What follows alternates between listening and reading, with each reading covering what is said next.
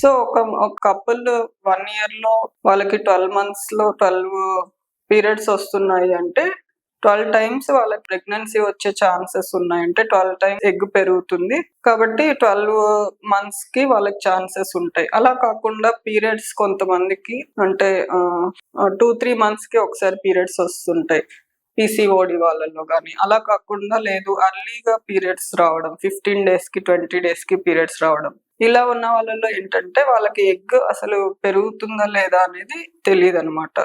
దానివల్ల pregnancy chances కూడా 2-3 months కి ఒకసారి పీరియడ్స్ అయ్యే వాళ్ళలో ఓన్లీ ఒక 1 year లో ఒక 6 times ప్రెగ్నెన్సీ ఛాన్సెస్ ఉంటాయి. కొంతమందిలో అలా 2-3 months వచ్చే వాళ్ళలో ఒక్కొక్కసారి ఎగ్ పెరగకుండానే బ్లీడింగ్ అవుతుంది అనమాట. దానివల్ల ప్రెగ్నెన్సీ అనేది వస్తుందో లేదో చెప్పలేము. సో ఇంకా ఫ్లో మరీ తక్కువ ఉన్న వాళ్ళలో ఒక బేబీ డెవలప్ అవడానికి